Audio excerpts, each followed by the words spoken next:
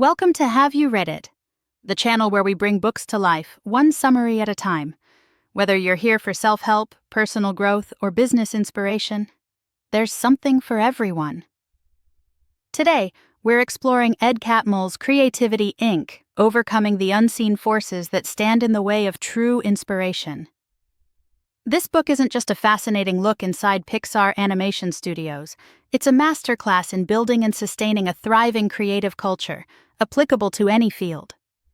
Catmull, Pixar's co-founder and president, shares decades of hard-won wisdom, offering a unique blend of personal anecdotes, management theory, and practical advice.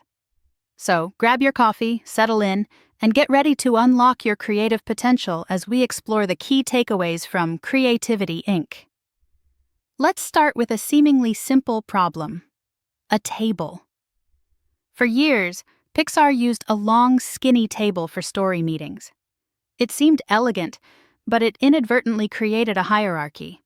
Those closest to the center, typically the leaders, felt most empowered to speak, while those farther away, often junior team members, felt marginalized. This seemingly insignificant detail undermined Pixar's core value of open communication.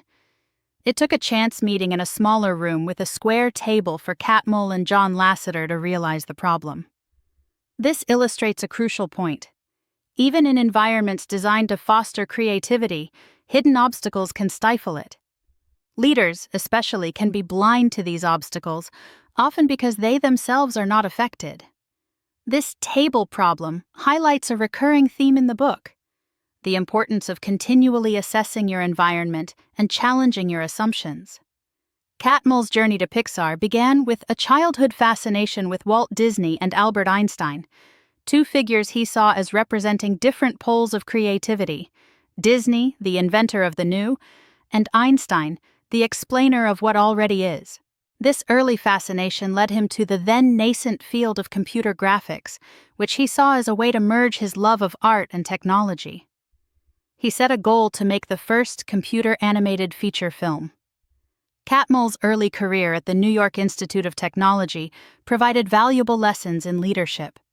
He learned the importance of hiring people smarter than himself, even if it felt threatening, as demonstrated by his hiring of Alvy Ray Smith, who would become a key collaborator. He also learned the value of transparency and open communication, a philosophy he adopted at NYIT, contrasting with the secrecy prevalent in the then-emerging field of computer graphics. The story of Pixar's birth is intertwined with the rise of Silicon Valley and the disruptive impact of technology on established industries. Catmull's time at Lucasfilm, post-Star Wars, exposed him to the volatile nature of startups and the often unseen forces that lead to their downfall. This experience shaped his determination to build not just a successful company, but a sustainable creative culture at Pixar. The early years of Pixar were a struggle for survival. The Pixar Image Computer, their initial product, failed to gain traction, leading to financial difficulties and clashes with Steve Jobs, their primary investor. Jobs, known for his intensity and demanding nature, initially clashed with Catmull's more collaborative style.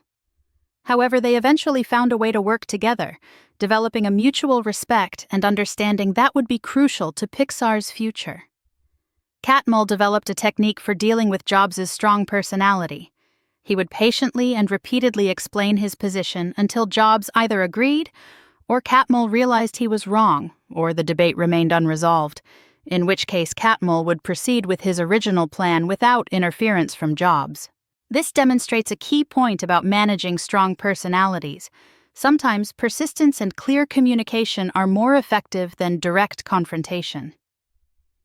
The turning point for Pixar came with Toy Story, the first feature film animated entirely on a computer. The film's success was a testament to Pixar's commitment to story, its embrace of technology, and its unique creative culture. However, the success also brought a new set of challenges. Catmull found himself questioning his purpose after achieving the goal that had defined his career.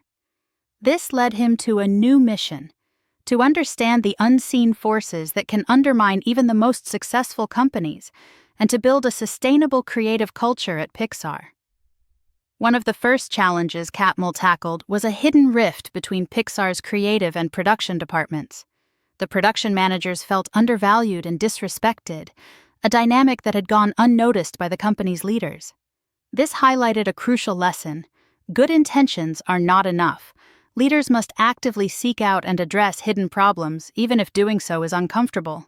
This also underscored the importance of giving everyone in the company a voice and ensuring that all contributions are valued. Toy Story 2 provided another crucial learning experience.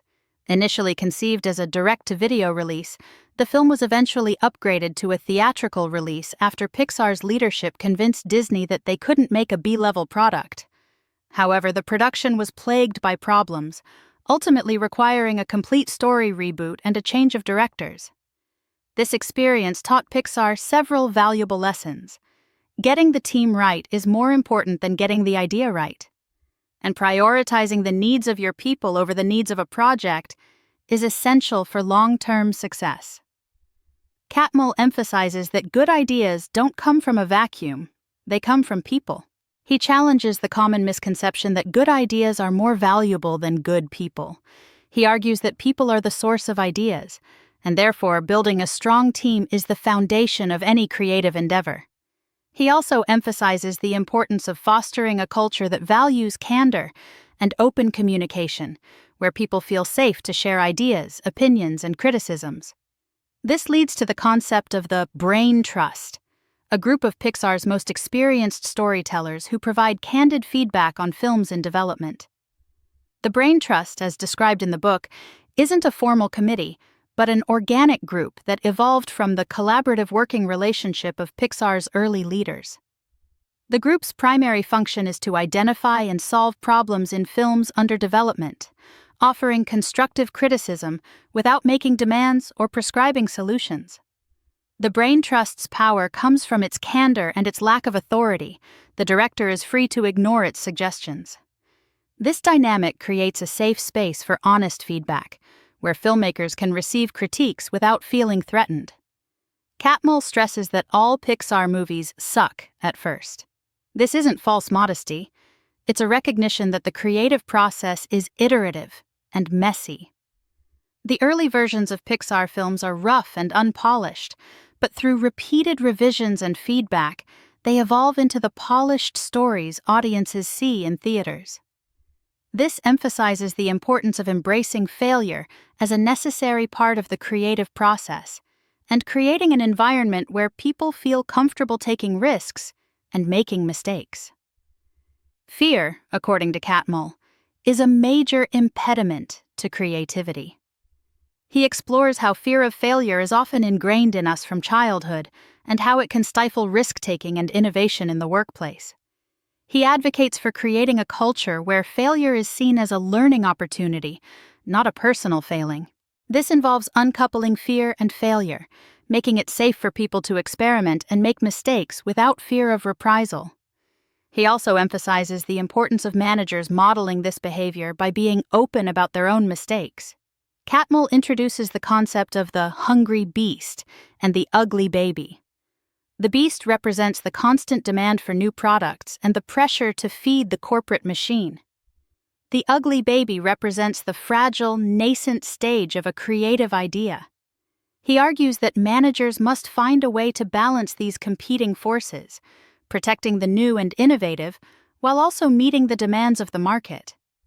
This involves creating an environment where new ideas can be nurtured and developed without being prematurely judged or dismissed. Change is another constant in the creative process, and Catmull discusses how people often resist change, even when it's necessary. He argues that managers must not only embrace change but also create a culture that welcomes it. This involves acknowledging the fear and uncertainty that change can bring and providing support and encouragement to help people adapt. He also discusses the role of randomness in the creative process, arguing that unexpected events can lead to breakthroughs and innovations. Catmull also explores the concept of the hidden, the unseen forces that shape our perceptions and decisions. He argues that managers must be aware of their own blind spots and actively seek out diverse perspectives. He emphasizes the importance of building a culture of candor and trust, where people feel comfortable sharing their honest opinions and challenging assumptions. He also discusses the limitations of our perceptions and the importance of being open to new information and willing to revise our mental models. The merger of Pixar and Disney provided a unique opportunity for Catmull to test his theories about creative culture on a larger scale. He discusses the challenges of integrating two distinct cultures while preserving Pixar's unique identity. He emphasizes the importance of clear communication, mutual respect, and a shared commitment to quality. He also discusses the specific steps he and John Lasseter took to protect Pixar's culture and create a positive and productive working environment at Disney Animation. Notes: Day, a company-wide event at Pixar dedicated to identifying and solving problems, is presented as a case study in how to foster a culture of continuous improvement. The event, inspired by a suggestion from an engineer, involved closing the studio for a day and dedicating that time to brainstorming solutions to pressing challenges. This demonstrated Pixar's commitment to empowering its employees, valuing their input, and fostering a culture of open communication and problem-solving. It also highlighted the importance of creating structures that enable candor and encourage people to speak their minds. The afterword focuses on Ed Catmull's relationship with Steve Jobs, offering a more nuanced portrait of Jobs than is typically presented in the media. Catmull emphasizes Jobs' evolution as a leader, his growing appreciation for Pixar's creative culture, and his deep commitment to quality and innovation. He also shares personal anecdotes that highlight Jobs' humanity and his deep respect for the creative process. So, what are the main takeaways from Creativity, Inc.? It's not enough to hire talented people. You must create a culture that enables them to do their best work. This involves fostering candor and trust, embracing failure as a learning opportunity, protecting the new, and continually assessing and adapting your environment.